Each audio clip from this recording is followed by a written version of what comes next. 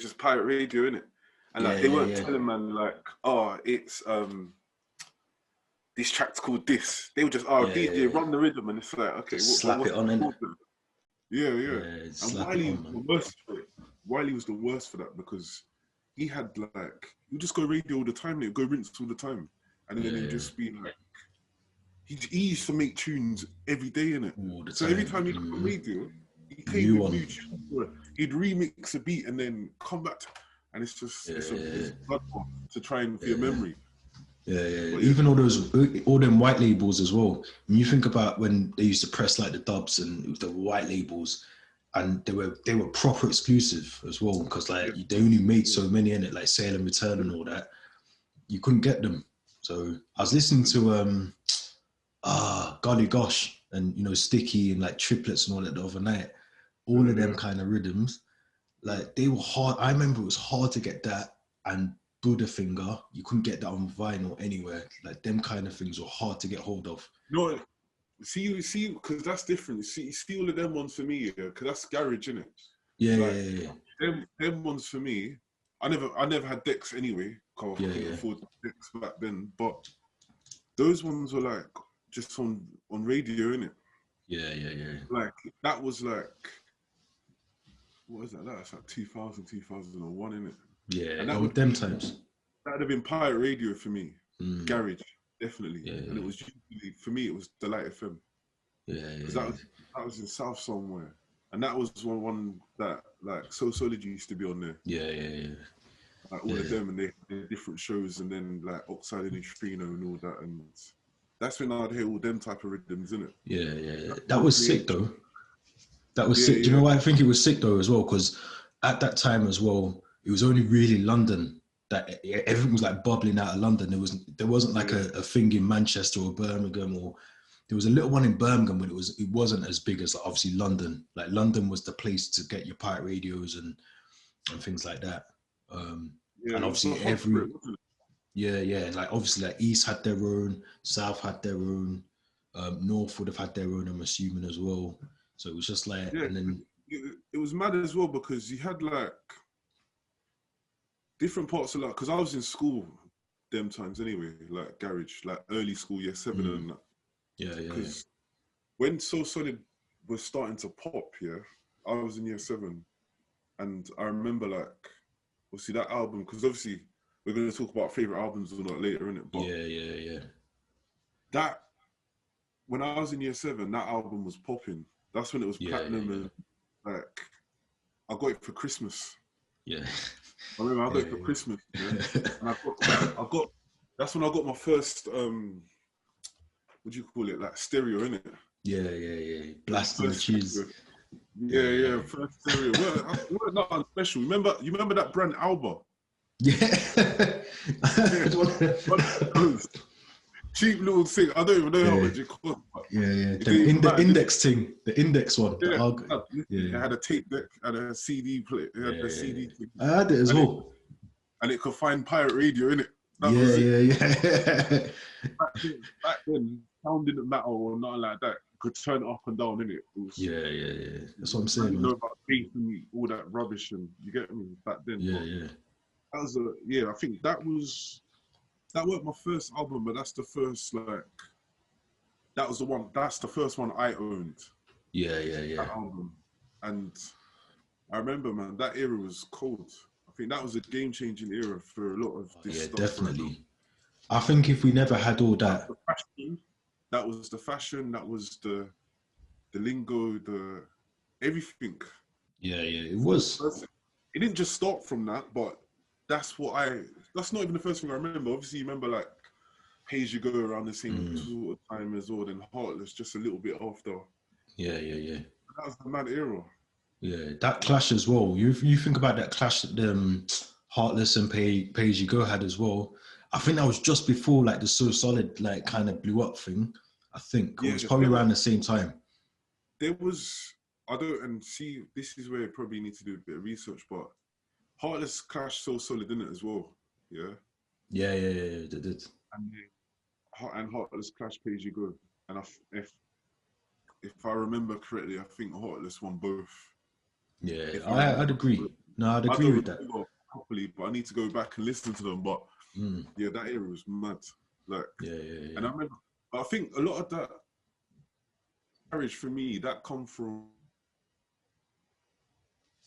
listening to that stuff, because my older sister used to listen to a lot of garage back then. Yeah. Now she's just purely on Bashment and R&B in it, but yeah, she was on a lot of garage. She used to listen to a lot of like pirate radio stations and all that type of stuff. And I remember going to school, and like people in my year were listening to garage as well, because where my school was, there's a lot of like, because a lot of them are from Battersea, innit?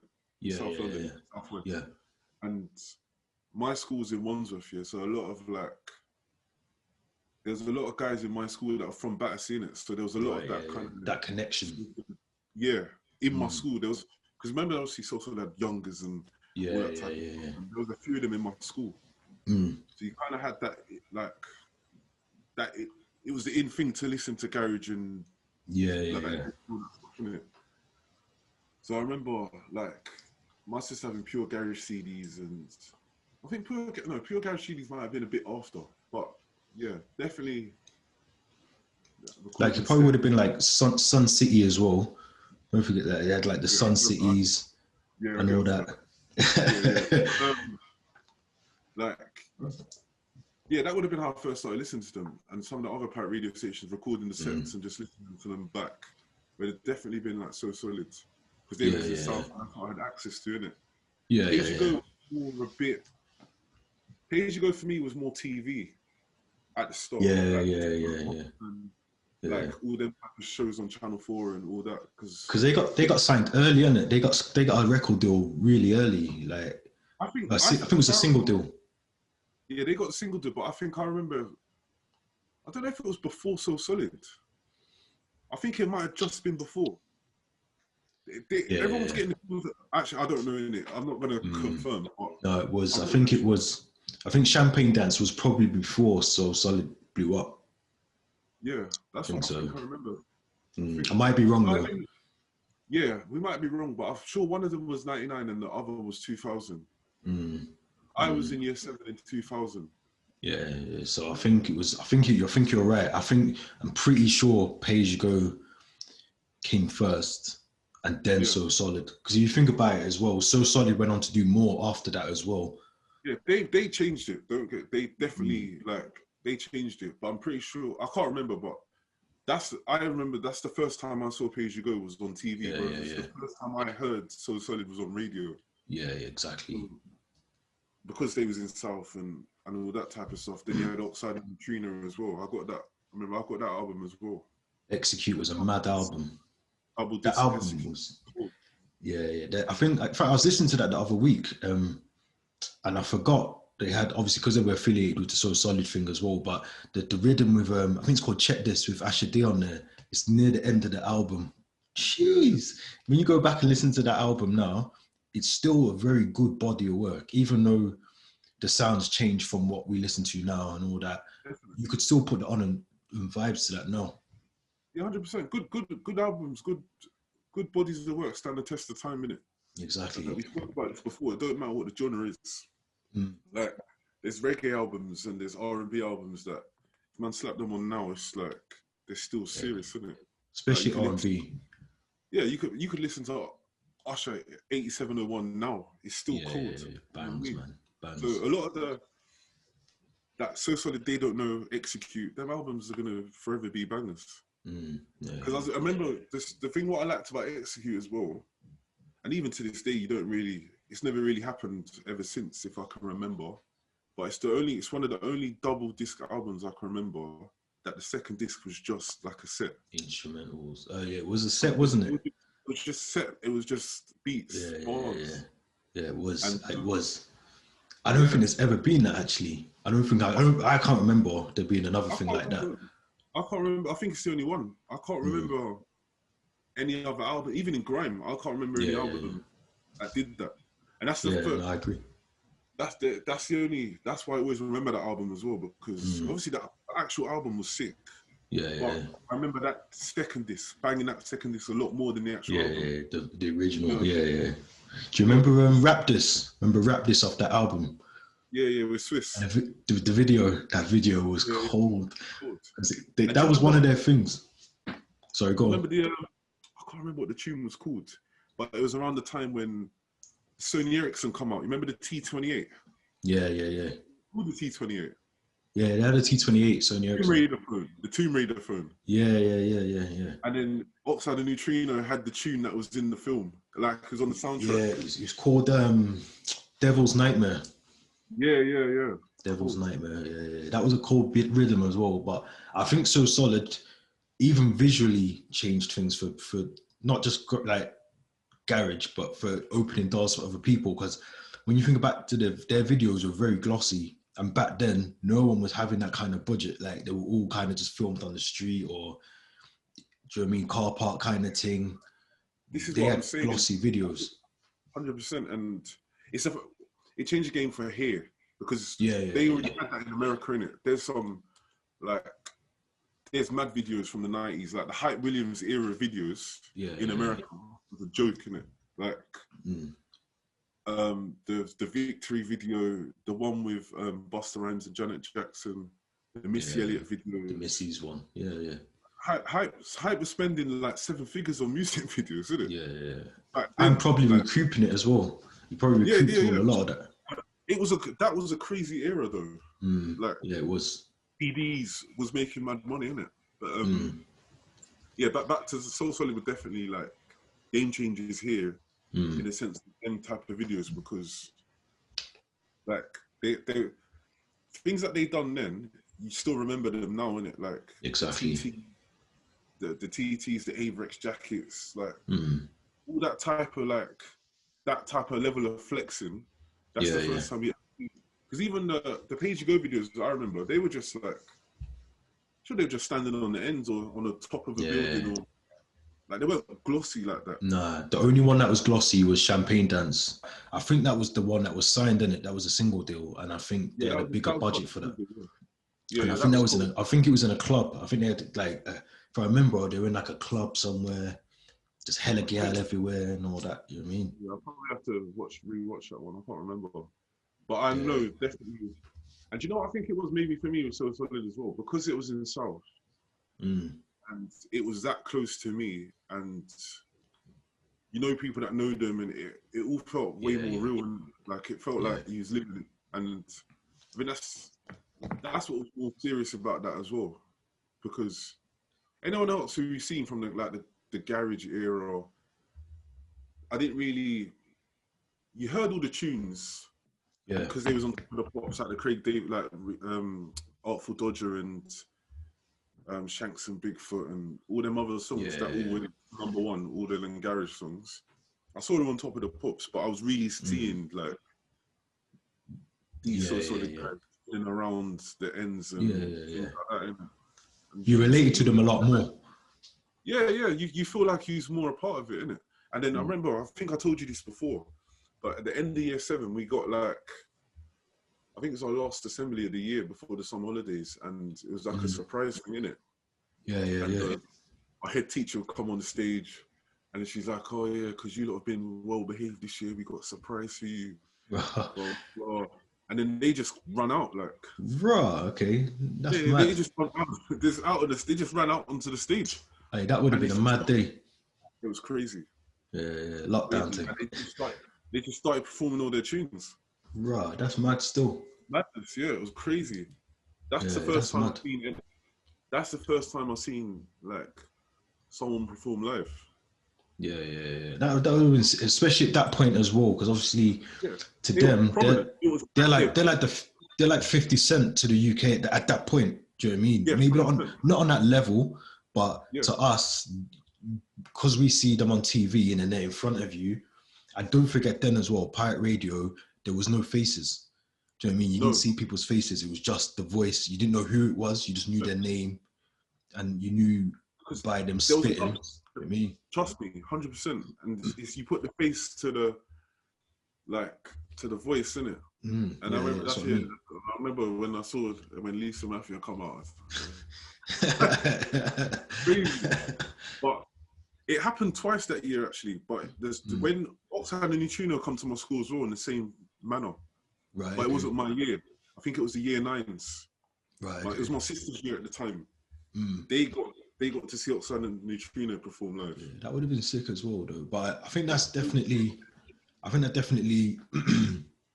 kind of like even that engagement with like just the local community that they were from. Do you know what I mean? That helped them at the time as well. Because I think, like, I always think if you can get the sort of fan base locally first and then bridge out to national and then world, because they were kind of destined for like worldwide success. Do you know what I mean? Especially that second album, as much as it didn't do as well as They Don't Know. I think it was called Second Verse. I think it was called Second Verse. Cool, but it didn't. They were that by that point. They was just going through too much madness. Yeah. I think once they got shut down, that was it for them. Do you know what I mean? Was it? It was the Astoria, wasn't it? I think. Yeah. But it was all the other stuff around it as well. All the other stuff that was, G-Man. Yeah, bro, it was all crazy. Hmm. But I think that was year 7 for me. When I started properly listening to music, but it was when I was starting to have more control over what I'm listening to, if that makes sense. Everything before that, probably secondhand, innit? Like what you see on Top of the Pops, or the radio. What you hear on the radio, or what my mum's listening to, innit? Yeah. Things like that, and I think a lot of, don't get twisted though, it's still important because a lot of the stuff you actually like is probably because of some of that secondhand stuff as well. Oh yeah, definitely. My mum used to listen to a lot of like R&B, hip hop. And obviously, a lot of the stuff back then was merged together anyway, innit? Because you'd have Jay-Z and R. Kelly doing Best of Both Worlds, and Northman collabing back then, innit? I know, I'm sure you but yeah, Northman were collabing like that back then, innit? Usher, that's when Usher started to obviously pop. Man. I think that time as well. And my sister, being a couple years older than me, she was listening to a lot of R&B. Yeah. A lot like early Destiny's Child and all them type of guys, really. Yeah. There was loads of them, like SWV, Salt and Pepper. On Vogue, Salt and Pepper. DLC, No Scrubs. Yeah. There was loads of those kind of things. Alan was singing No Scrubs. He was in primary school, and so. It's mad. You don't know what he's singing. I don't even know what it means, isn't it? Yeah. I remember, do you remember the other versions? I think it's Sporty Thieves, the No Pigeon. Yeah, that was funny, man. I love that. But I think that's where my like, for me, you just mentioned then about having that control over what you listen to. I remember I was heavily into like rap when I was in like year 7, like Biggie. DMX DMX is probably the first artist that I remember listening to, and not connecting with, because obviously like I didn't like I wouldn't connect with him in that way, but just listening to his body of work and thinking, right, this is cold. And then because I listened to DMX probably before I listened to like Nas, as much as that sounds mad, and then obviously Jigga.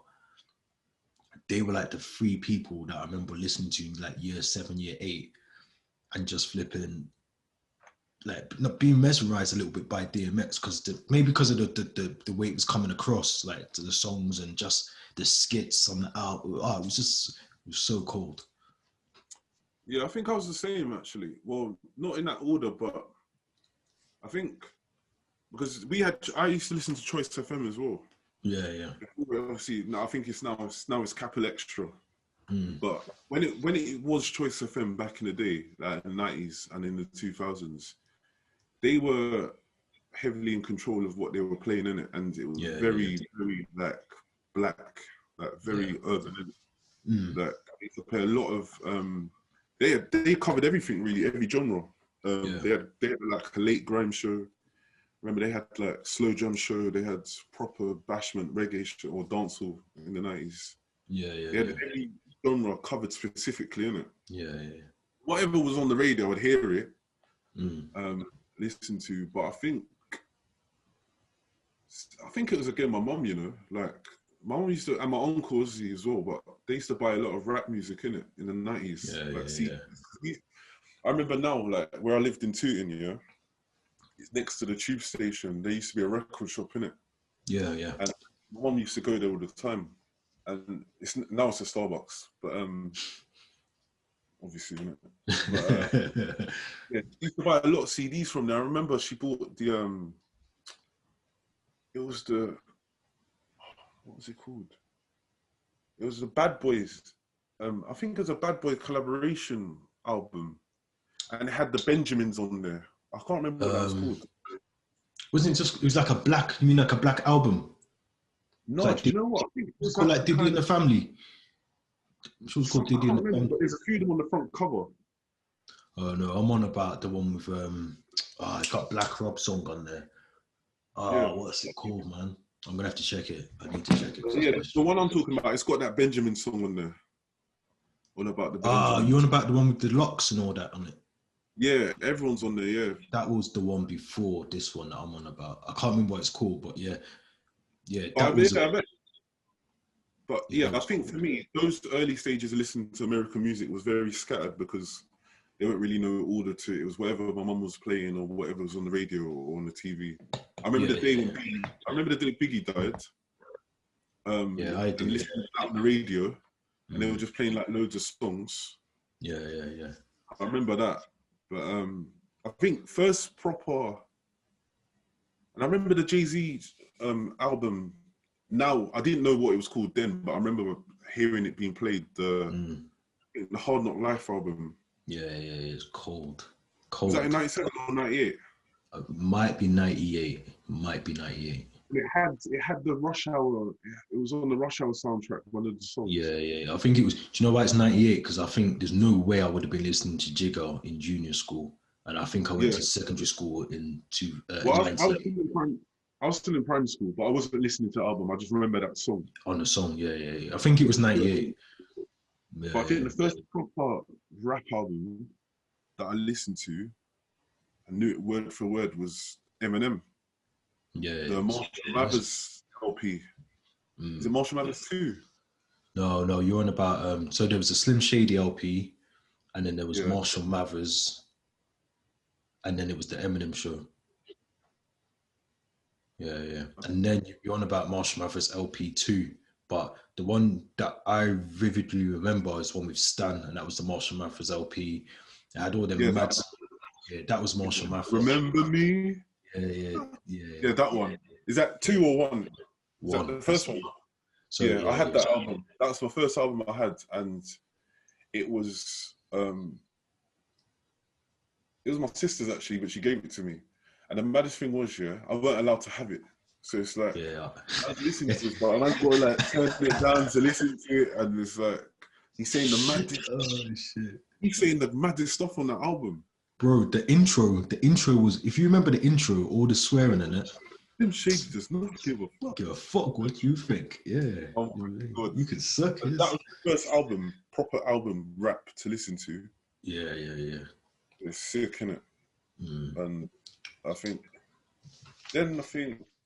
after that might have been, then you obviously had all that D12 stuff. But then I think from then, literally because I was in year 7, I think, when that album came out as well. It's the same year, wasn't it? It's the So Solid album, I think. I think it was 2000. Would have been 2000. Yeah. That was the first rap album. Then I think from then onwards, like as I was saying, like being in control of what you're listening to properly. Then 100%, it was like that's when I started to really like get onto rap, like American rap. But that was kind of my introduction, and it just got a bit more hood after that. No, I agree with that, man. I agree. I think we're probably around the same, also because we're around the same age. We kind of grew up listening to the same artists at that point as well, but there was so much like music, like even still listening to like Lovers Rock, stuff like that from my mum's side. And then my brother was probably into like a lot of R&B, rap.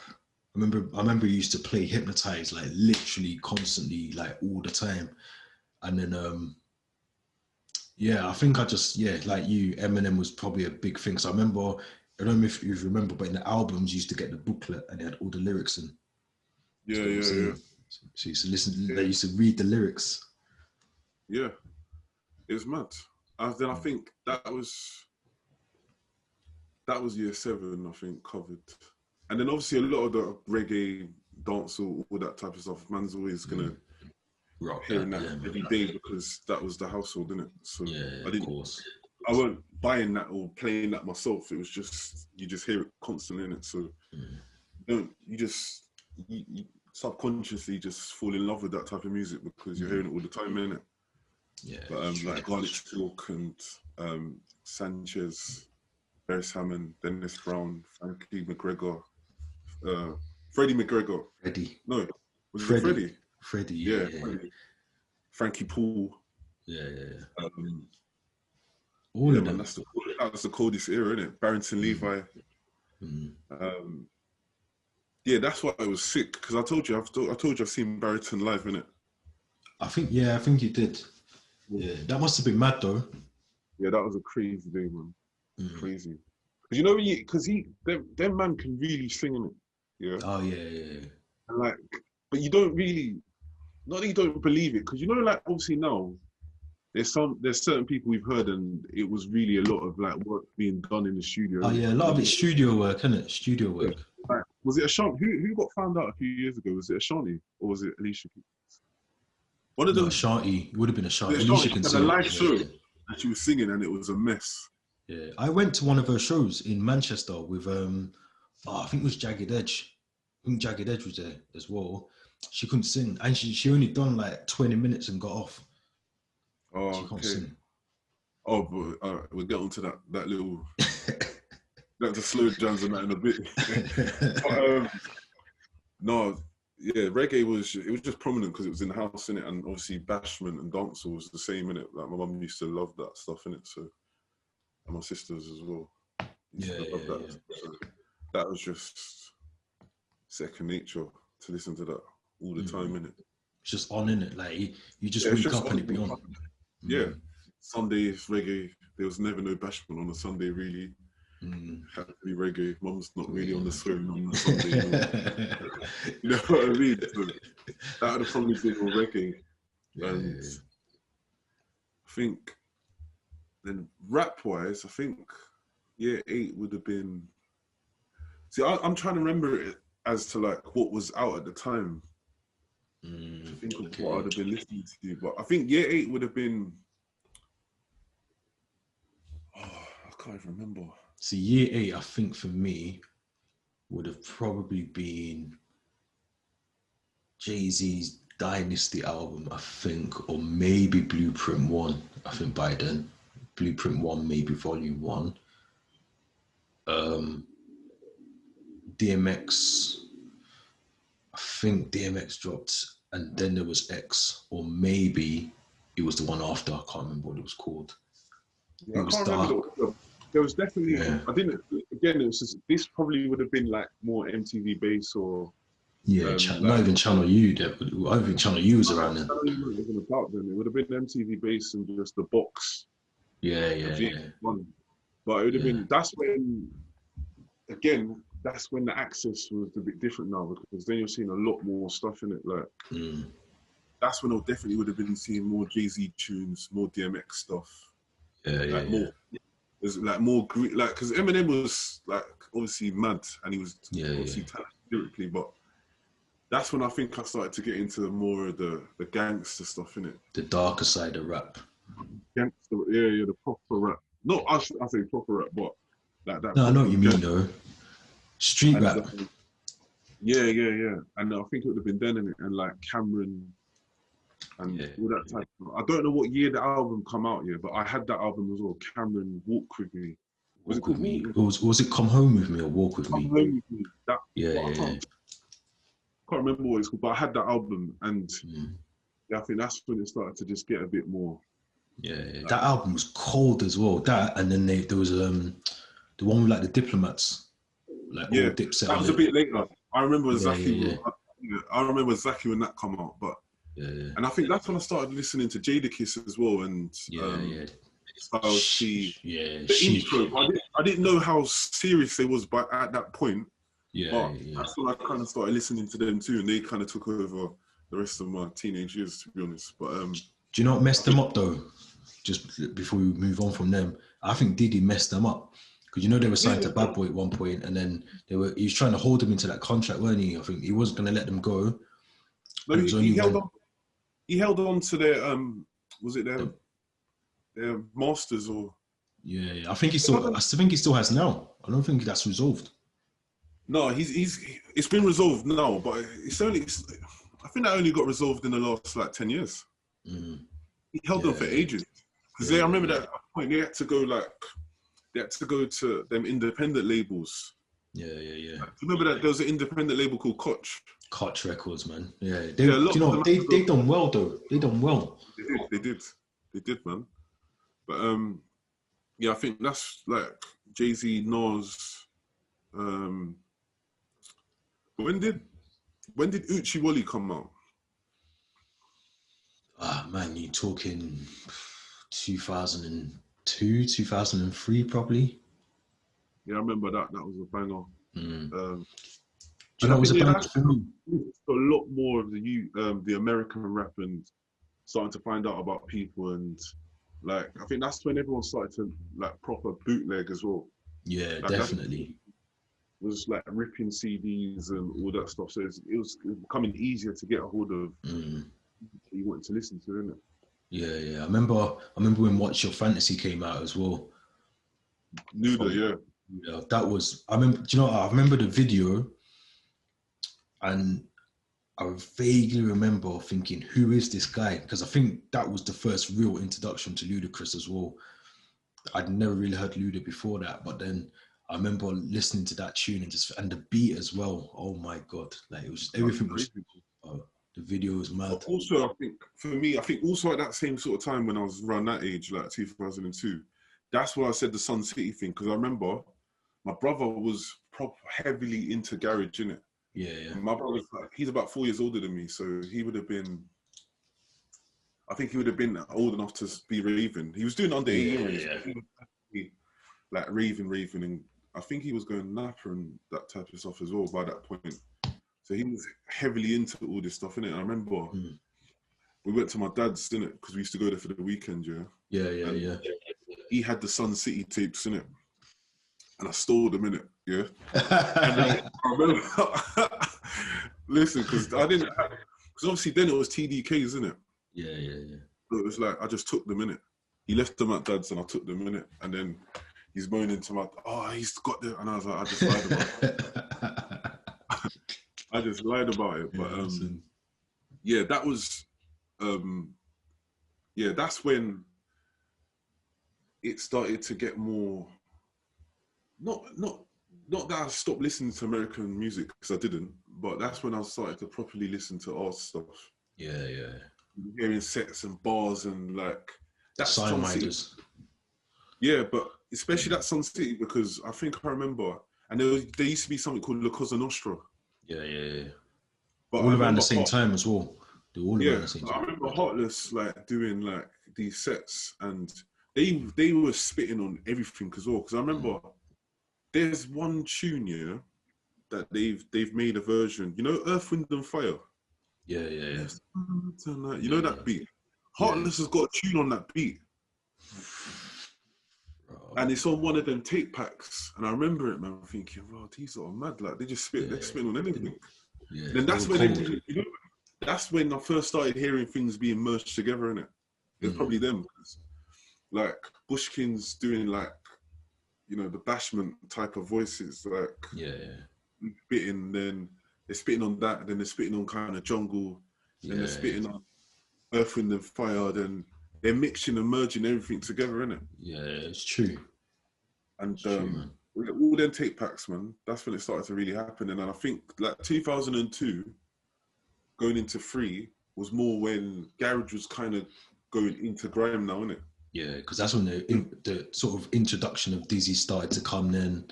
Yeah. The Boy in the Corner. Showtime was the year after. Yeah, but even just before even things like that came out, that's probably when... Because obviously I told you before, I was listening to like Delight FM, like all the garage set. shows and all of that. But I think someone at school put me on to Rinse FM. And I was like, oh, listen to Rinse FM,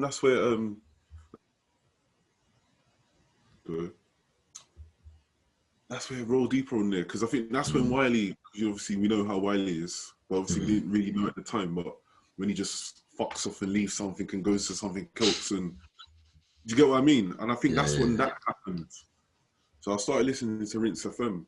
And then when I started listening to Rinse FM, I remember one of the first sets I heard, he was doing a set with Dizzy Rascal.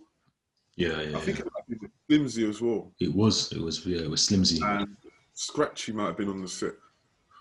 Have you read Grandkids? Sorry, from DJ Target. No. Gotta read that book, man.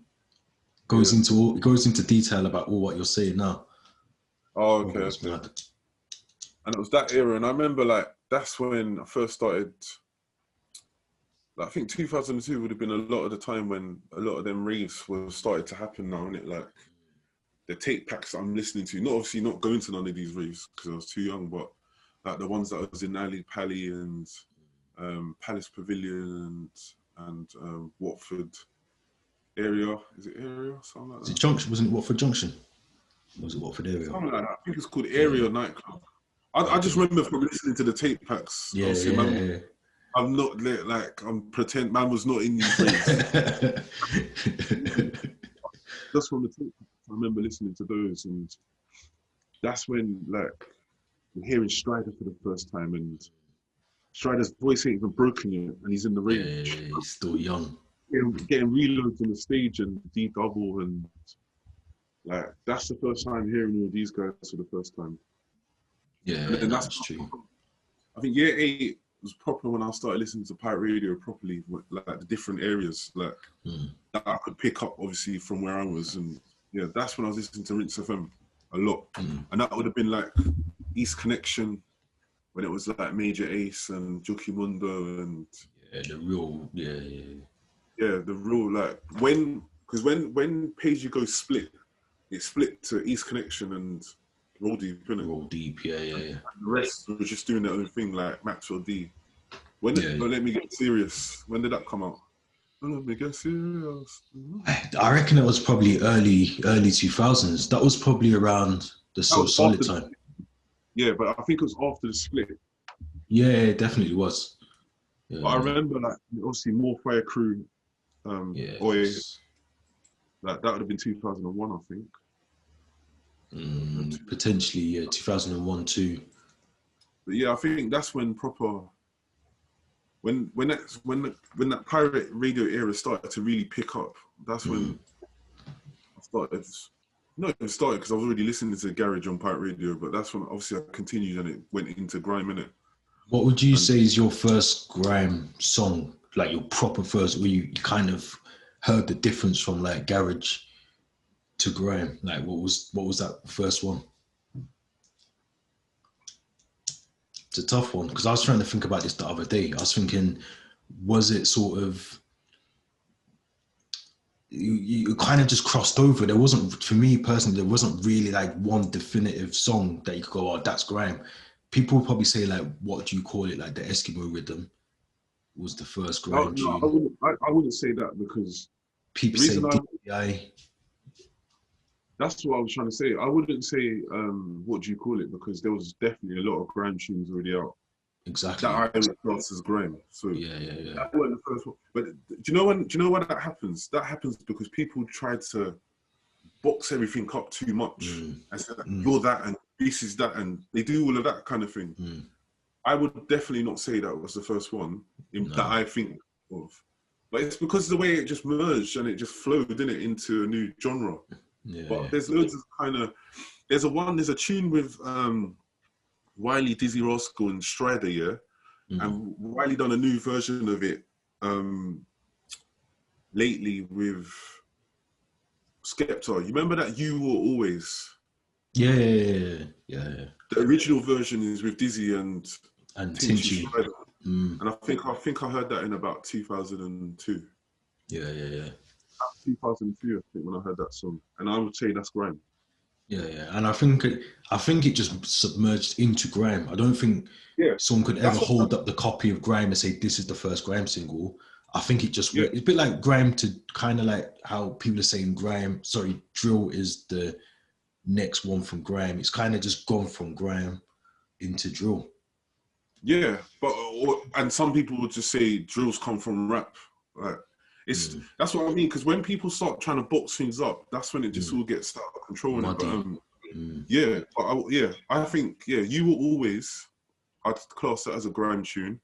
Then it depends as well. Because if you say More Fire Crew, Oi, I wouldn't say that's a grime song. But then I wouldn't say that's a garage song. Yeah. So there's loads of songs like that are just in the middle, like just in their own, doing their own thing, type of thing. Yeah. But yeah, More Fire Crew Oi is not either, but it's very important. That video was cold. I remember it as well because it was a very raw video. 100%. Is that? I think one of them wearing the Avericks in that video. I think they've all got Avericks on it. I'm sure they have. Yeah. And who, like, as much as I think obviously Bizzle's done his thing. Go on, sorry. Sorry to cut you before you talk about Bizzle. Maxwell D, the same tune I was just talking about. Don't let me get serious. Yeah. What would you say that is? Because that's not Gary. It's that in between, isn't it? It's the grey area. There was a year of that type of music that you wouldn't say is garage, that you wouldn't say is grime, but it's still very important, isn't it? Yeah, so definitely. If you say to me what our class is grime, I'll probably say a lot of that stuff because that's when it started to get to more about lyrics, not just a hook or an 8-bar. Yeah. It became more lyrics on the whole tune. The beat started to change.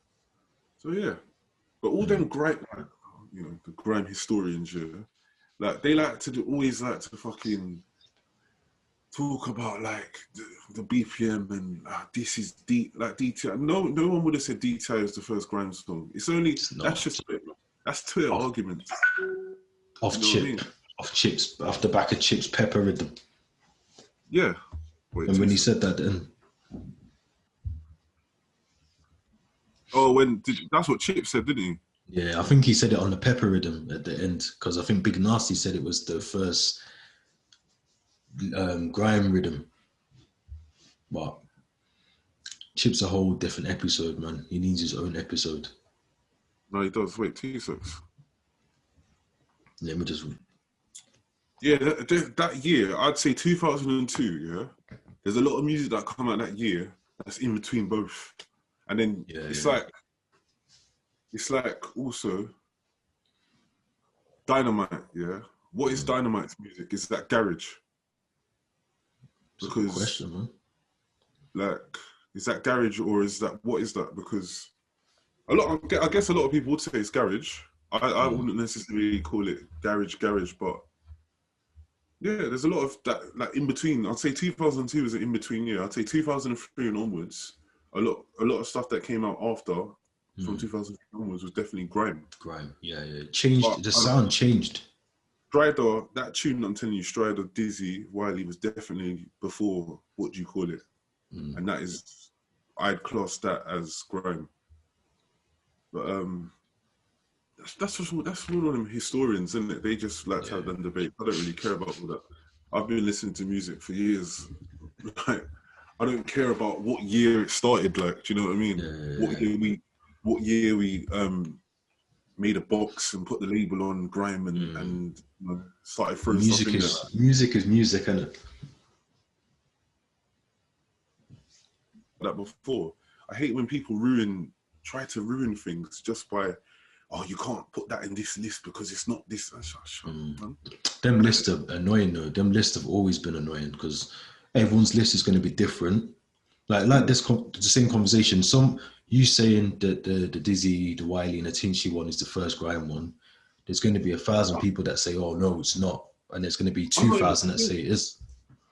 No, the thing for me is, I'm just saying it as in what I class that song as, and when I remember hearing it. Yeah, like, definitely. There were other songs at the time, but I just don't remember them off the top of my head, innit?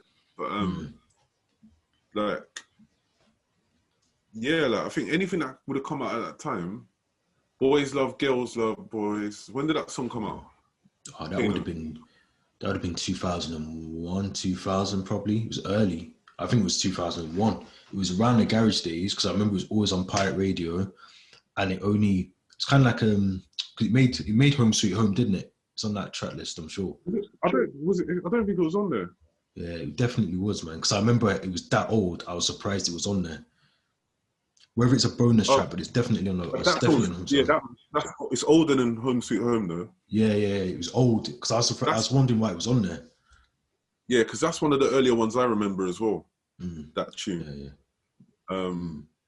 Yeah, but there's loads. There's loads of tunes off the top of my head. I can't remember them right now. That were all before. What do you call it? Yeah, so, definitely. It's just that period of time between 2002 to 2004. Somewhere in that stage of time is the birth of it. Yeah.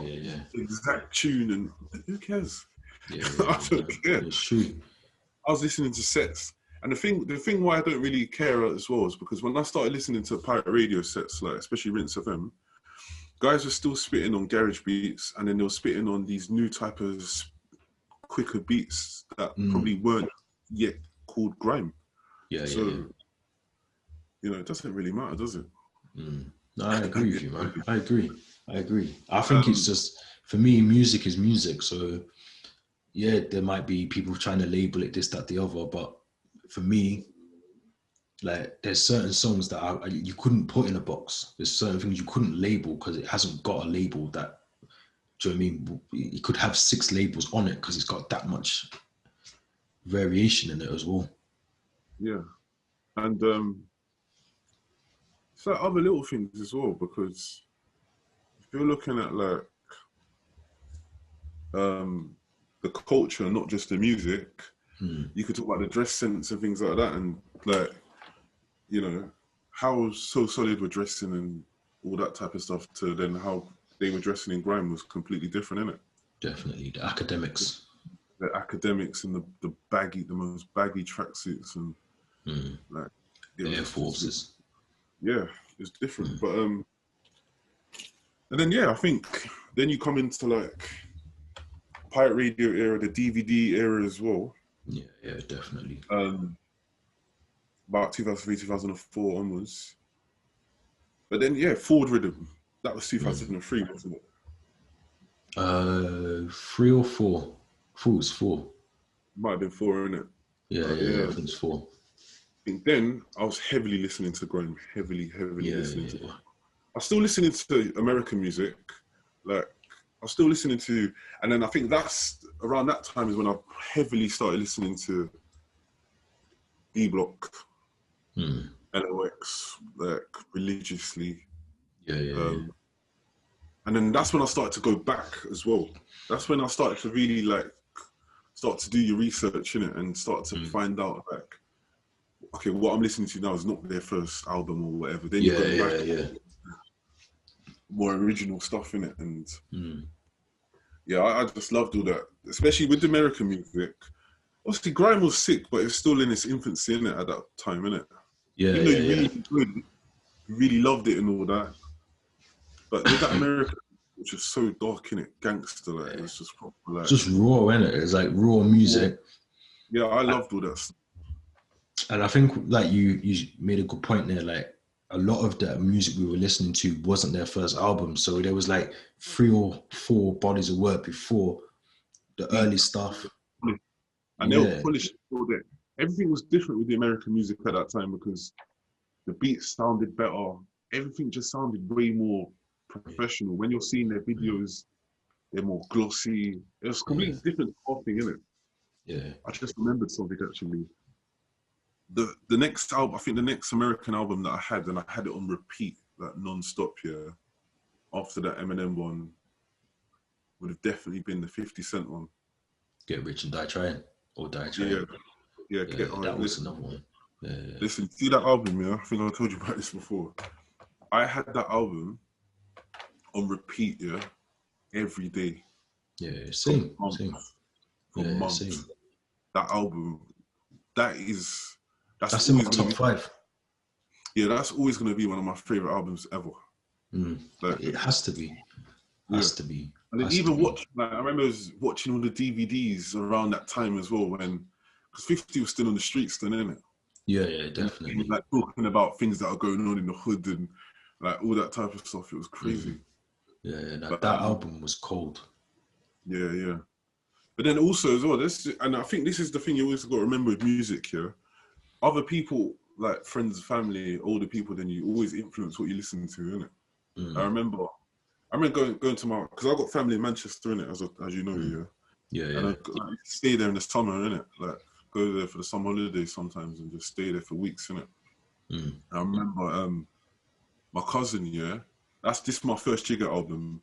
My cousin gave me Reasonable Doubt. And he gave, it's mad to think of it now, because I love that album, but he gave that album to me, because he said it's shit. He doesn't like it. He's not into this. See why though? No. I can see why someone would say that. Yeah, I can see why someone would say that. I know why he said it more as well, because he was heavily into the West Coast rap scene. Pac and Snoop. Yeah, but all of them, innit? He was into like Pac, Snoop, all of that No Limit stuff, Master P, Bone Thugs and Harmony, Bone Thugs, Kane and Abel. Yeah. All them type of rappers. He was and the maddest thing is when I used to listen to that stuff when I was there with him, that's so gangster. Like, it was like, because I thought what I was listening to was like, you know, when you start, I thought what I was listening to was kind of gangster, man. I think, bro, no. This is them, man. This is crud. I can see why he thinks JC's an idiot, because he listens to all this stuff all the time. And I remember as well, because he used to go, I don't know, I hope he still has them now, actually. I have to chat to him and see. But I remember he had one massive CD collection, and it was all, like, he used to go HMV all the time. And it was all of that American rap music, like that West Coast.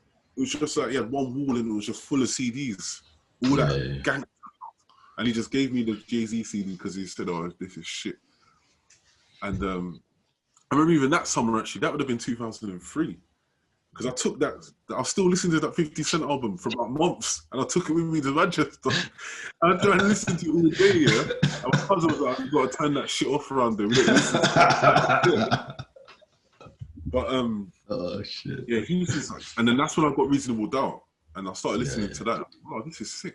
And I looked on the back and I thought, it came out in 1996 or something like that. Yeah, it did. Oh, this is this old. And then that's when you start going back in it. But I think another early CD I got would have been Tupac. Okay. But I got that around the same time as I got Reasonable Doubt. It was already old, innit? It was one of his greatest hits album. Okay, yeah. That's all right. I like that. Yeah, and that's the first time I listened to Tupac properly. Obviously, I heard a couple of his songs here and there, but that's the first time I started listening to his stuff. And then my cousin had all his CDs in it, so I started listening to all that type of stuff as well. I was a late Pac fan though. I was always, I don't know why, and I think it was always one of them things where you either was East or, I know it sounds mad, but you was either East, more heavily influenced by the East and not the West. I was always a East fan. I was always the Biggies and the Locks and that kind of thing was me. I liked West, but it was just never really my go-to. I would never go and pick up a Snoop. Even now, I don't think Snoop Dogg's albums are the greatest albums, or Tupac's really. He's got good songs, but not bodies of work, in my opinion. Yeah. I'm the same. Like, if it's talking about what I prefer, I've definitely been an East Coast man, 100% my whole life. Listen to the West Coast stuff, the proper gangster stuff, but I definitely prefer East Coast. Not to say that the West Coast stuff is shit or anything like that. No, not at all. Definitely serious stuff, but yeah, the Biggie albums, but this is the thing where, like I'm saying, innit, like the same way I got Reasonable Doubt late, I started listening to all this stuff late too. So that when I first heard, I was in my teens, like 14, 15, 16 maybe, when I properly started listening to Biggie and all that. You know what I mean? Yeah. And Biggie's a joke, isn't it? Biggie's ridiculous, bro. Like, I think a lot of the lyrics though were deep as well. Like a lot of the lyrics, me being 12, 13, probably didn't understand them. I couldn't take half of that in. So even now, sometimes I go back and I listen to stuff and I think, bro, okay, even now, this big age that I am, I still have to go back and take a lot of that stuff in still and process it properly. 100%. I think, and that's the growth in it, and that's the love of the music as well. But I do it too. Sometimes if I'm going to work, when I'm at work or I'm driving to football or whatever, I'll go on Spotify, pick an old album and listen to it. Do you know what I mean? And take it in and think like, oh, this was actually cool. Do you know what I mean? Yeah. Like I do that with a lot of music, man. But I think, around that sort of time as well, I think when I started to, that's also around the same time as the Rockefeller era, isn't it? Yeah. So a lot of the like Cameron was sick. Very cold. All the Diplomat stuff. I was banging that stuff religiously. And that tune, you know, the Dipset album, the Dipset anthem, and he sampled the Sanchez tune. Yeah. I remember just hearing that. I remember the first time listening to that, and it came in, and I'm thinking, what is this, Sanchez? And then it was just a remix, and I was like, raw, okay. Yeah. So what you lot on, okay. And then they was doing all that, like, they were still doing the Averexes, and then Cam was doing the pink stuff. The pink one, the pink minks. The mink and the pink Range Rover and all that. Yeah. And then Kanye as well. I think that would have been around the first time I heard Kanye's first album. I like the College Dropout. The College Dropout is a very, very good body of work, and I think he was always going to go into the rap anyway, even before he was producing. I think his aim was to always be a rapper. I think he was just always told he's not that good of a rapper, so he just never probably did it as much. But I think for me, College Dropout, I think that's the thing with a lot of artists. Their first body of work is so good that it's never going to be beaten really by anything else that they do. I know it's a debatable one. I know we could debate that one, but for me, I don't. Go on, sorry. No, it's 100% one of his best bodies of work. Like, it's comfortably in it to the point where people want him to make another College Dropout. Yeah. For the whole of his career, innit? But obviously, a man moves on mentally, and you change, and your style changes, and everything, isn't it? But yeah, I love College. College Dropout's another album, like I said, with the 50 Cent one and the Eminem one, so solid, that when I got it, I just banged it religiously, innit? Like all the time. And I tell you what, I think even to this day, that last song on the album, what's it called again? Cool. That's cool. Oh, cool, yeah. That's the best outro I've ever heard on the album. And even that, will always be my favourite outro of all time. Because you know why, when I'm listening to that outro, sorry if there's noise, if I listen to that outro even now, it actually sounds like the album is ending. Like, the beat, the rapping, when he talks in the middle for about 4 minutes, then stops rapping at the end again. Like, it actually sounds like the whole thing is coming to an end. This masterpiece is coming to an end. And even to this day, like, from whatever genre I can think of, that's still the best outro. The best outro, I agree with that one. But that whole album is a joke. It's a classic. That is one of the first albums as well, that took me. I'm listening to it, and it's not gangster. It's the first probably American. It's the first American album that I've appreciated on that level that wasn't really gangster. But he says that as well. He says that himself, that he doesn't make gangster rap, and he changed the way that hip hop was in America, because not all of hip hop now is gangster. There's other different elements to it, and he definitely done that. I think he opened the door there. Yeah, I think there would have definitely been conscious rappers and things like that. Oh yeah. But he was the first mainstream rapper. Yeah. That he wasn't gangster, but he wasn't conscious really either. It's kind of in the middle. Yeah. But production, everything just come together and it was amazing, innit? But and I'll tell you someone else who I really rated his albums, but it was later on. I think obviously take him in more as an adult, and he was ridiculous. Common. And B, cold. I love that album as well. B from Common. He's a very good rapper. Very good rapper. Favorite. Yeah, Common's a joke, man. But I think that's the thing with me. I'm not one of these people that like. I don't just have a genre or a type or like a little niche part of a genre that I like. I like a lot of music, and if you name me a genre, I can name you an album I like pretty much. Yeah. Even honestly, we didn't even talk about that really, but like even pop music, yeah. Yeah, of course, bro. Especially the top of the pops era of like Friday night before EastEnders, yeah. No, EastEnders wasn't even on a Friday back then. No, it was. You're right. It used to be on. Top of the Pops was on at 7. Oh, sorry, 7:30, and then EastEnders was on at 8. It changed a lot. EastEnders changed a lot, but back then, no. Back then it wasn't. It wasn't on a Friday. Changed. No, yeah, right. Remember back then it was just 2 days a week. Monday, Tuesday, Thursday. Tuesday, Thursday, yes. Yeah. So I can't remember what used to come on after it, but I remember Top of the Pops was 7:30. Yes, it was. And I used to watch. I always used to watch that show. Yeah. And I'm not gonna chat shit on here and lie. The Spice Girls were cold. I'm not gonna lie. Man, can't lie, man. Can't lie. Yeah, they were. We can't lie. And a lot of that stuff that come out at the time, pop music that was good, I would have probably liked it. Yeah. I'll tell you another song I really remember pop music wise. Yeah, Prodigy, 5 Star. Yeah. All of that. That tune is cold. I don't know what he's like. I know it's a bit devilish. It's a bit mad. No. He's dead now, isn't it? Yeah, rest in peace, man. But that tune is cold.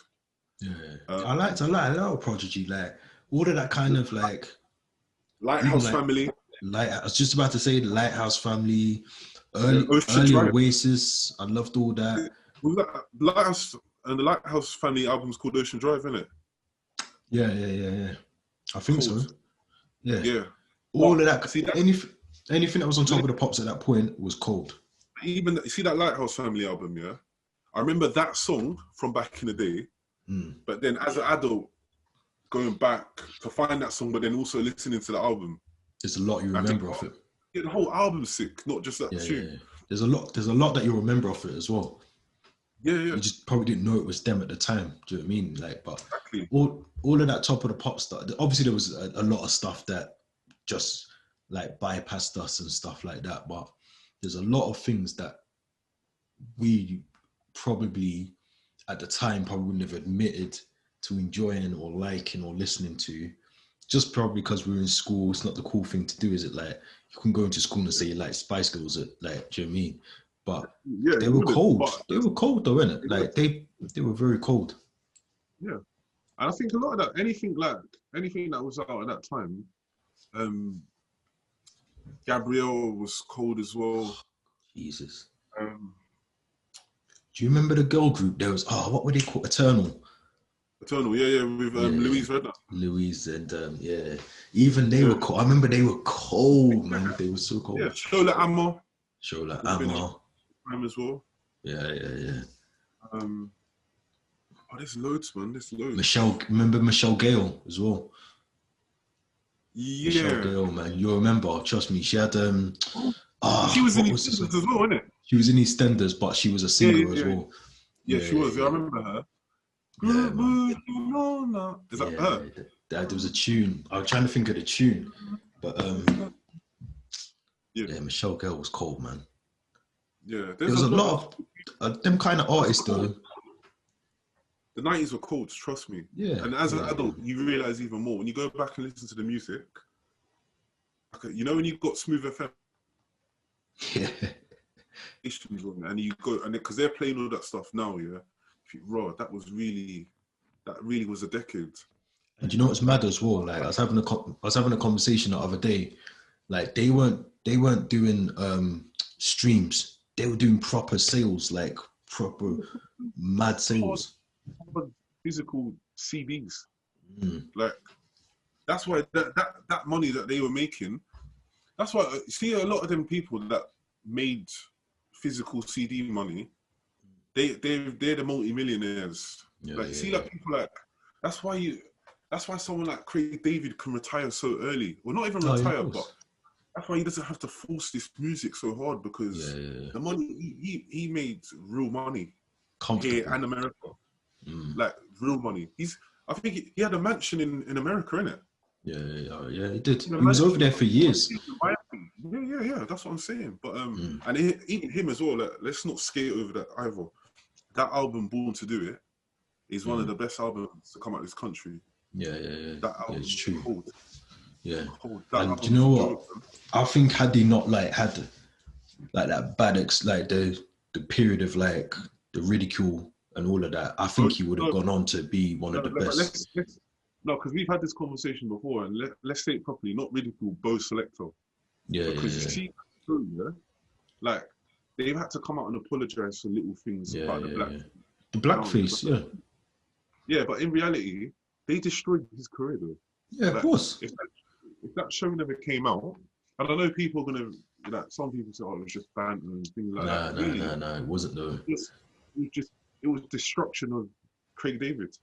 He destroyed it. He destroyed him as not even just as an artist. It just destroyed him as a person. Yeah. Because the thing, it's not going to destroy Michael Jackson because he's a mega star. Like he's loved all over the world, isn't it? But like Craig David's here, isn't it? Yeah. And he wasn't big enough to take that ridicule. No, not at all, man. I think this is the problem as well. This is why I think with Keith Lemon, or whatever his real name is, that's why I never really liked him because I've never watched him. I hate him. I'll be honest. I don't like him. He got famous by destroying the next man's character. True. I just don't really think that. Even other people you look at, like when Dave Chappelle's doing a Rick James thing, Rick James is in the show in it. Yeah. So he's co-signing it. He's co-signing it, and he's saying, "Oh yeah, that's a true story." And I remember I was there with Charlie Murphy. Like, do you know what I mean? Like, that's legit. Whereas you're just taking the full-on piss out of him, man. Yeah. How many seasons it was?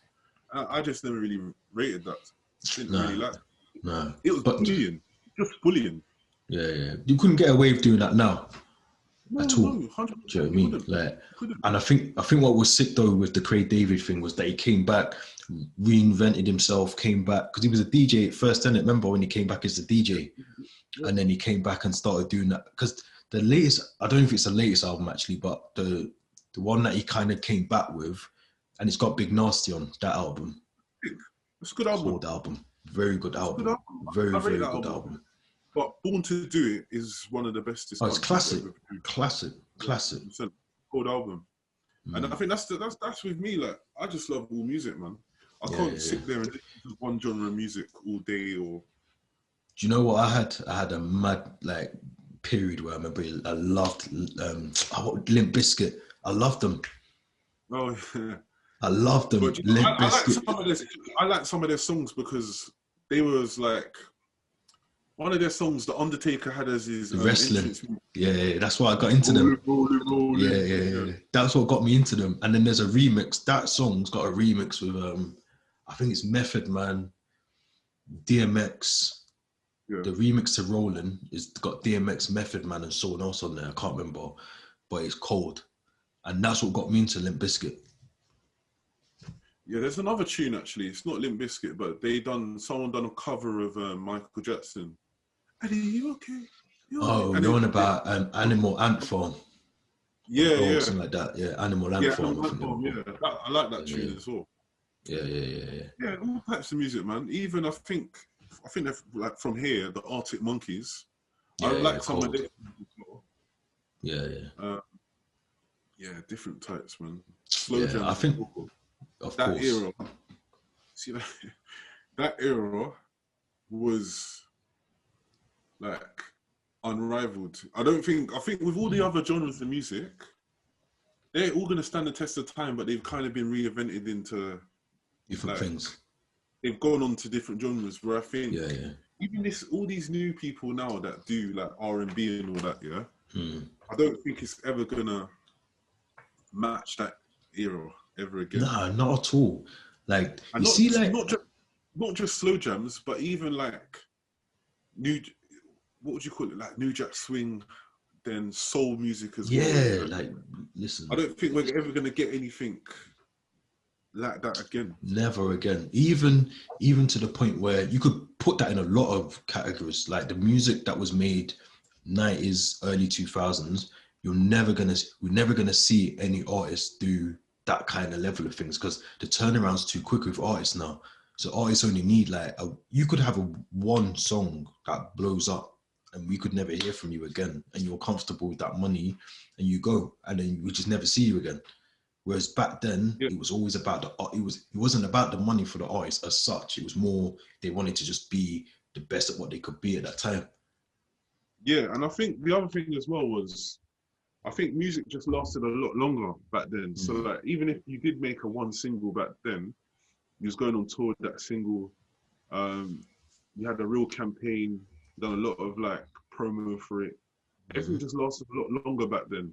Like, I remember, like the old school format was probably like you release an album, or you release 3 singles, then release the album, and it's pretty much that campaign's lasting a whole year to 18 months, isn't it? Yeah. Whereas now it's like you're releasing an album, and then like you're releasing new singles that are not from that album in the same year. Yeah. And it's because of this streaming era, music's just become so like, it's just accessible more. It's so accessible. It's so accessible that so much comes out now that it's so like hard. And obviously it's a good thing and a bad thing, because there's more independent artists now. You get way more music coming out and way more consistency. So sometimes as well, you don't really take in a body of work the way you should. No, of course not.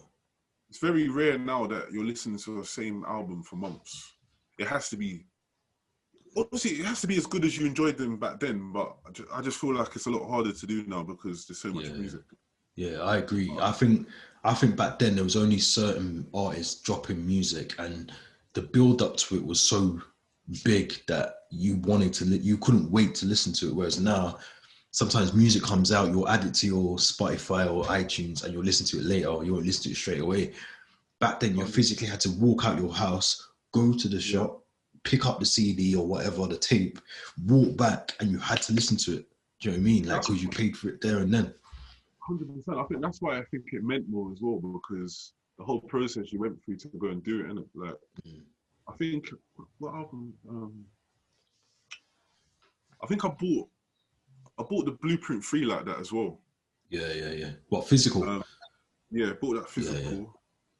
And I think that's why you appreciate them albums a lot more because you've done that, innit? I bought Kano 140 Grime Street. I bought that physical. I was gonna say, that was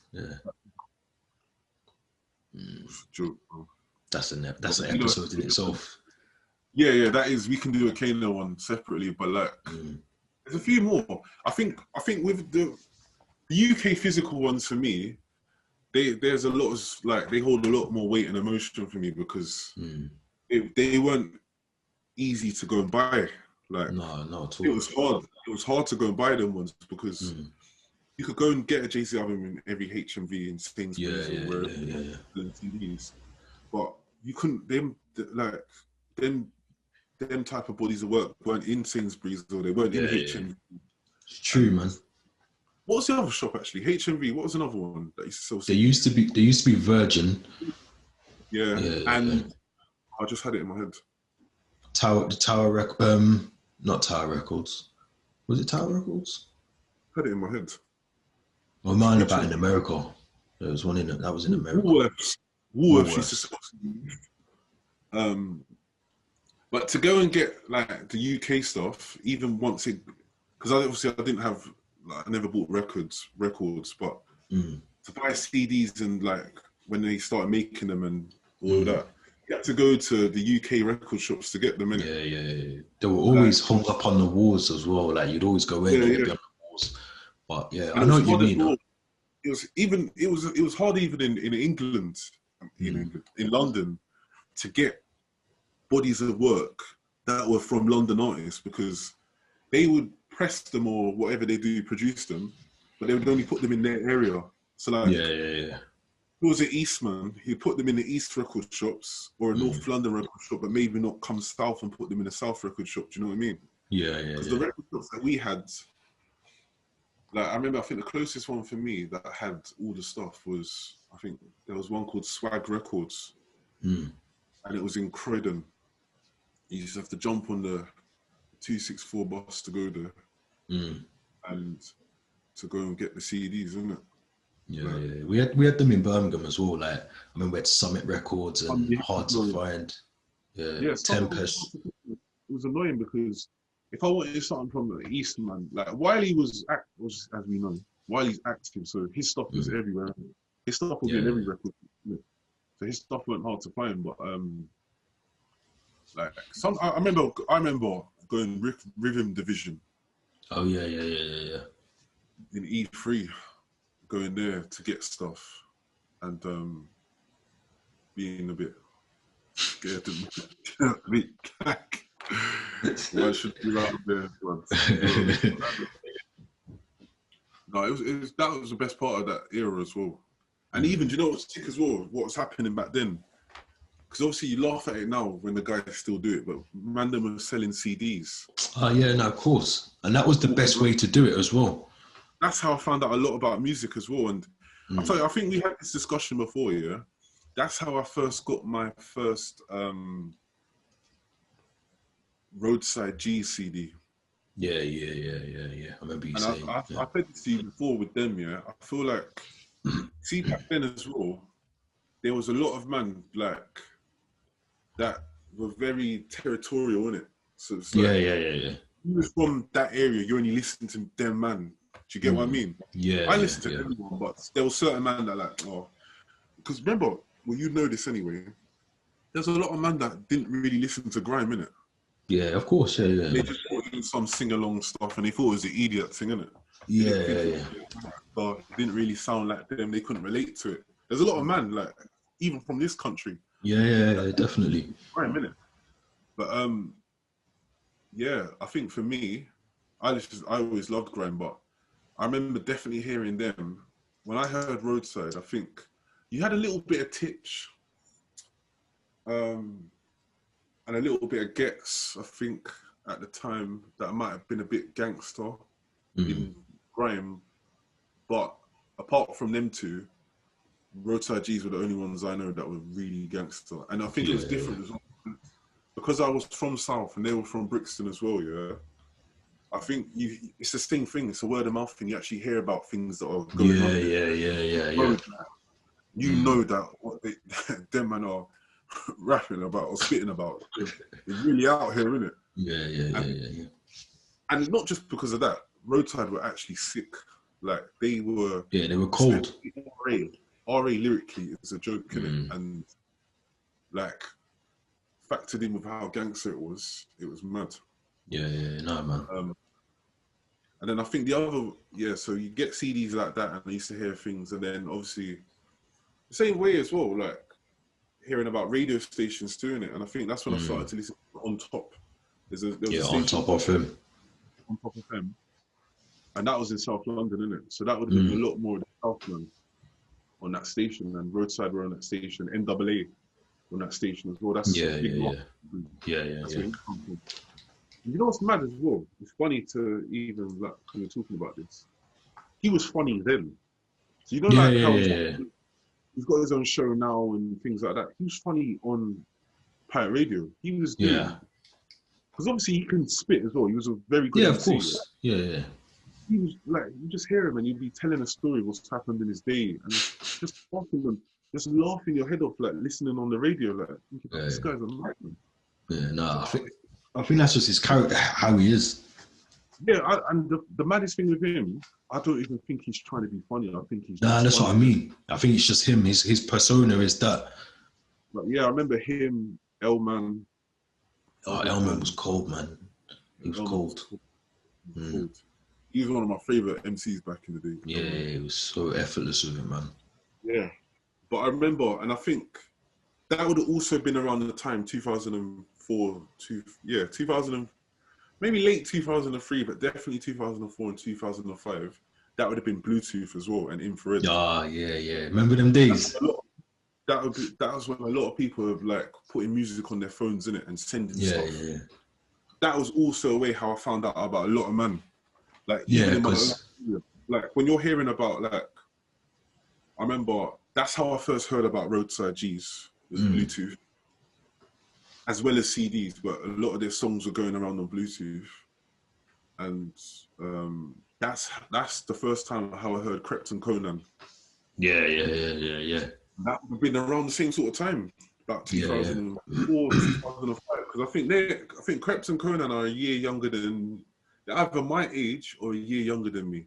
Something like that. So back then, they were a part of a crew called Gypset. Yeah.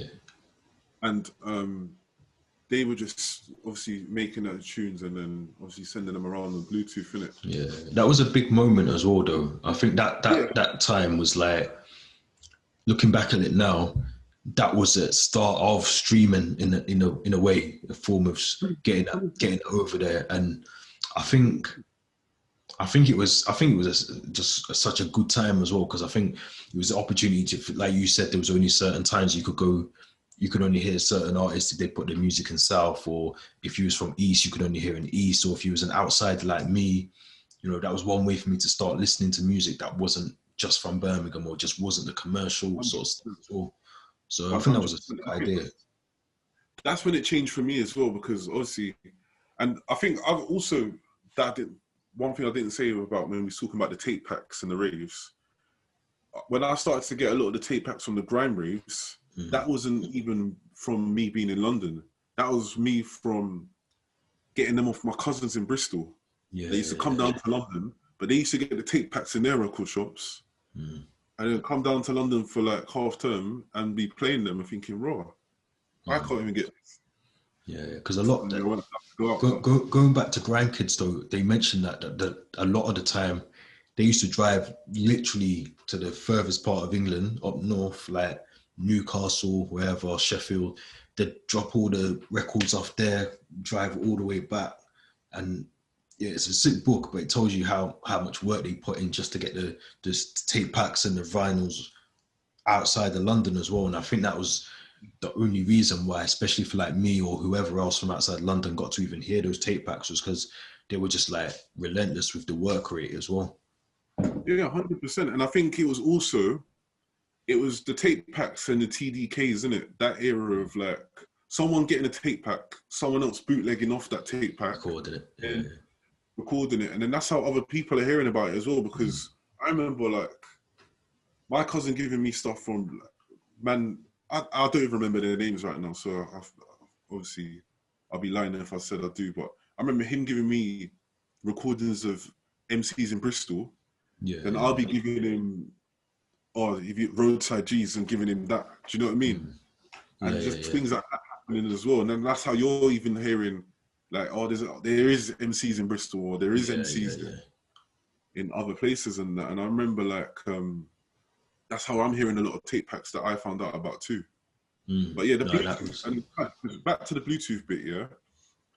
Like it was mad because that was like, I think the first phone I had that could do that was the Engage. Oh yeah, it was cold. Because I never had you could play like the thingy on that, the Sonic and that, innit? Yeah. Yeah, I had that one. Play that.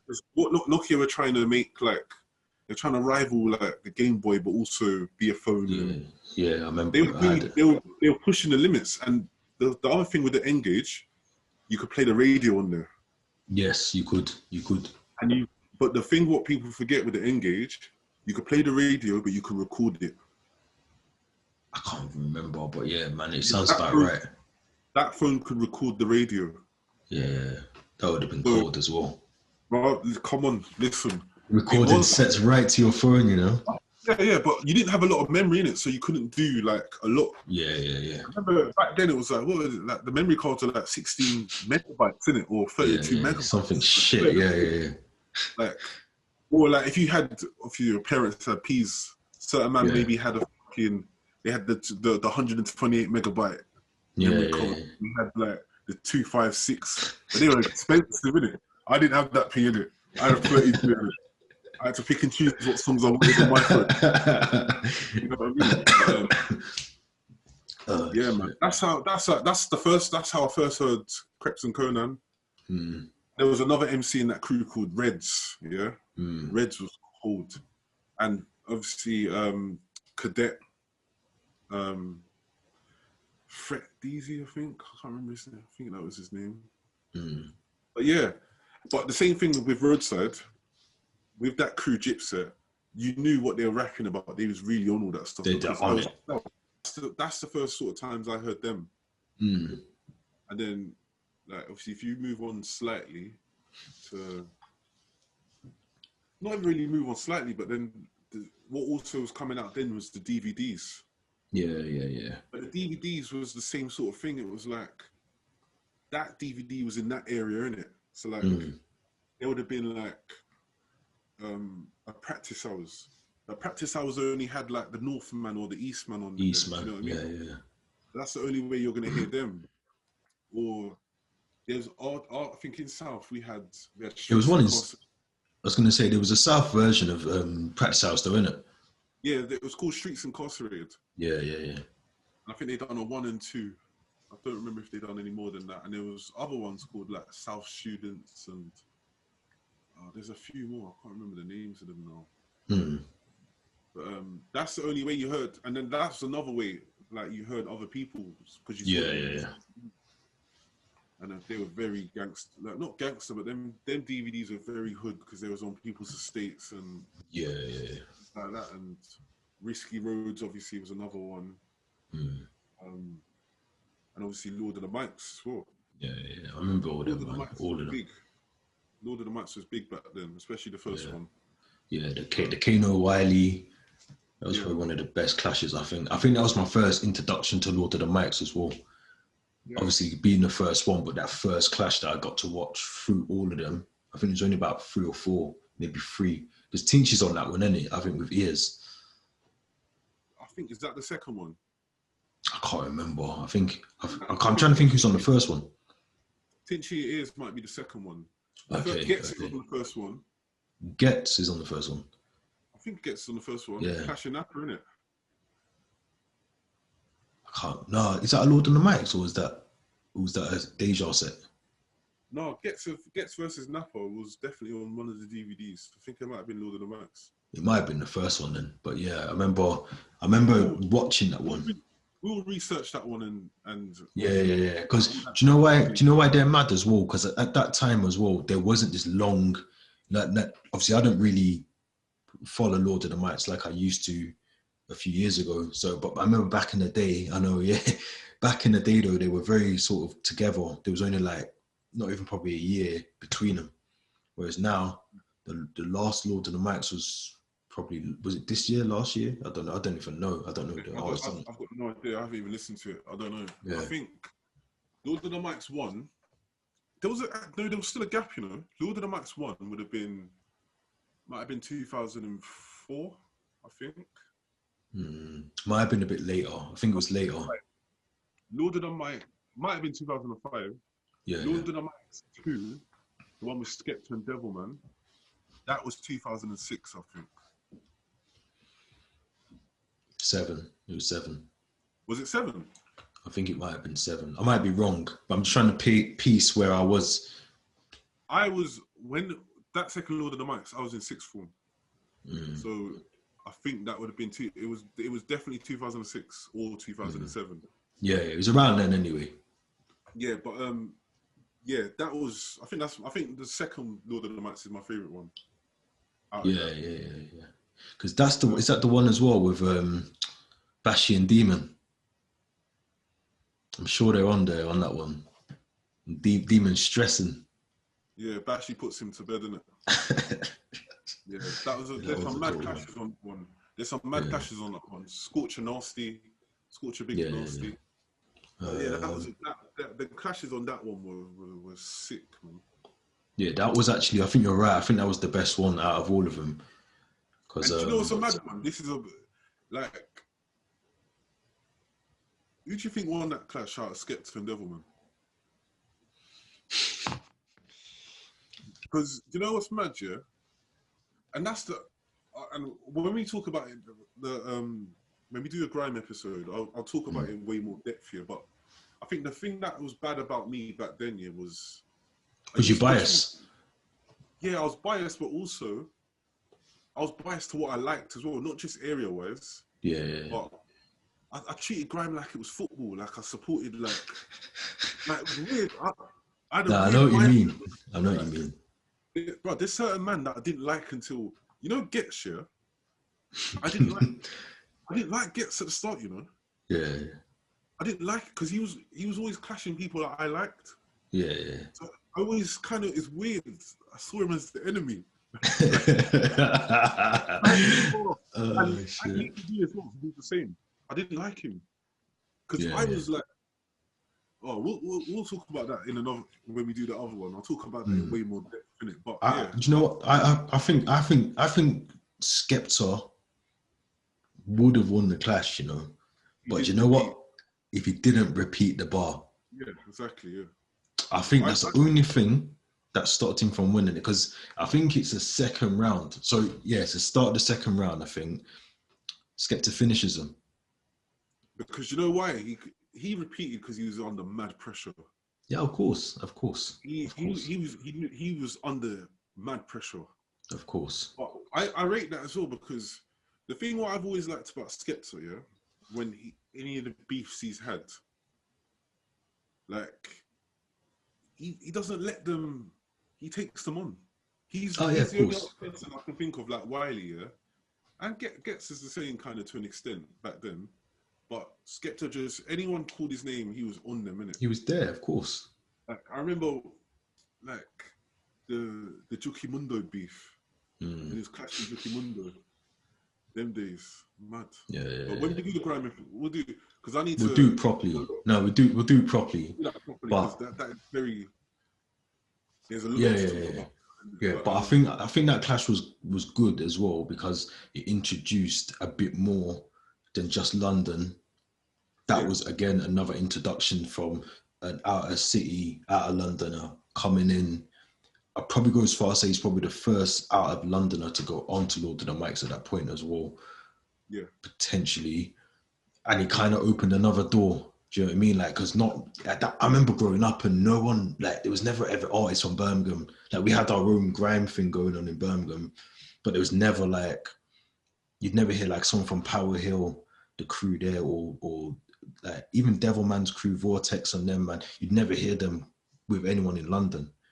And that for me, that was cold when I saw that. Like you said a bit, like you could relate to people from South. Like I used to walk down the street and see Devilman. So then to see him on Lord of the Mics was like, bro, that's a big thing.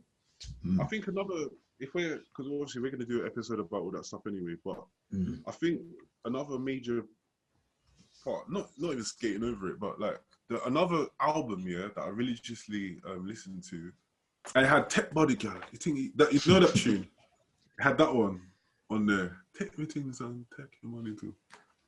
Is it more to the time? Is that from 2003? Up to the time, yeah. Yeah, that album, yeah. And then that's when I started to listen to him properly.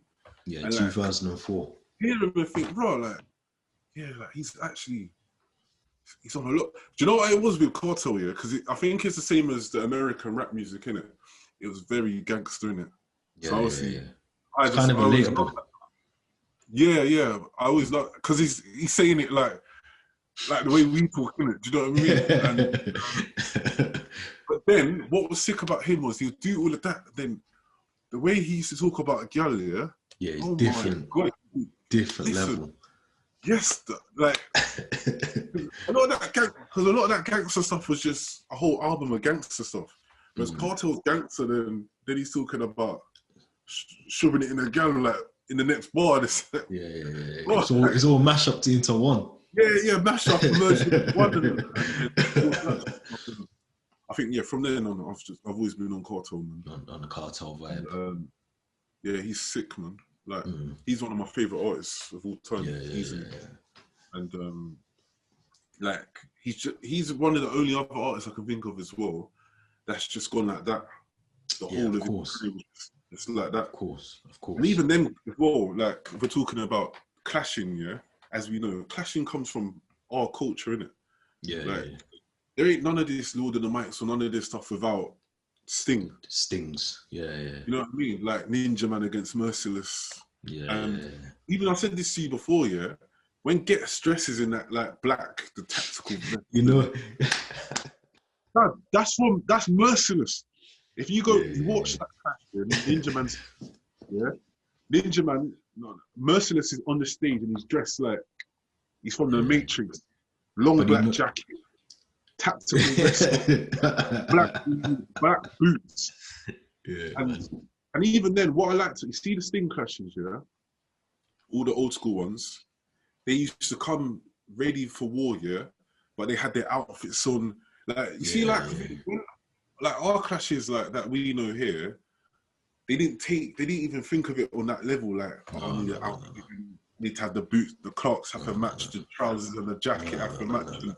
They were on none of that, and like they like in yard they take that serious, innit? Like even Ninja Man wears these mad outfits, or he's wearing an army outfit, or like. He's wearing like he's dressed like a cowboy and he's got the cowboy hat on the boots. And serious, don't it? The pattern thing was mad, innit? Man. But we're just different. We're a whole different strats with I still think I think that was, it's a shame that it kind of, as much as it was good to grow up around the early Lord of the Mics and that kind of thing, it would have been sick to see how further that kind of clashing element would have. Because I love a good clash. I love clashes. I love when man are sending for each other, like the Chip and the Bugsy thing. I loved all that. That's me. But I think a live clash, you can't really beat that. No, and that's why Sting was sick. That's why I said Sting, because Sting's like, you're on the stage, and like. You've got to be on it. Like there's thousands of people there. Like you got to deliver right now. Do you know what I mean? You can't choke. This ain't a dub. You're not recording a dub. You're there in it, and you're like, if you don't say something now, you're running. Yeah. But there is we did have a lot of that. But again, it's hard now because it's hard to find all this stuff. Like because Frisco's got ones where he's Clash Wiley. Then you got Wiley against Dirty Dougs. Yeah. You got Gets Fee Wiley in a rave. I can't remember what rave it was. Gets on the radio. You've got Gets against Temper T. Yeah, the Westwood one. You got Criminal against Chip. Yeah. We'll talk about all that. This is we'll skim over it for now, but I'm telling you, that episode is going to be mad. That is going to be a mad episode. I think, man. Like I think with Cartel and then Beanie Man, Elephant Man as well. Loved all that stuff. And then Mavado, when Mavado come around, Bounty Killer as well before that. Yeah, man. But I think Cartel and Mavado and their war as well. That was madness. But yeah, man. Yeah, no, I think we had some. I think around that time as well. We were lucky, man. We were blessed. Yeah, because we grew up listening to it, and then they were still around as we were old enough to understand the music a bit more. It was so cool. This is why when they were doing that Idiot Clash, that's why I was getting vexed, because it's like this old school stuff, that's cold. And then, but the thing with this is what I was saying. He was strong for about 20 years. Yeah, but because do you know he was around? I'm sure his first music was around before we were. Yeah, I think probably I was a few years old. Yes, bro. Listen, Name any of them artists. That's how it went with all of them. Beanie Man, I think, cut his first dub plate on a record. I think he was at 13 or 14. Yeah, that was in the mad. That was in the 80s. I weren't even born when Beanie started his career. Mad. When these people want to do these clashes, and they've got who's he clashing again? Wizkid. Yeah, it was long. But you know what? That was a setup thing. That was going to be one winner from before the clash even started. I noticed that about a lot of their clashes like that because I listened to was it Skepta and Gigs? Did they do a Skepta and Gigs one? Yeah, but that was cold. It was cold. It was cold, but you could see it was a setup thing already.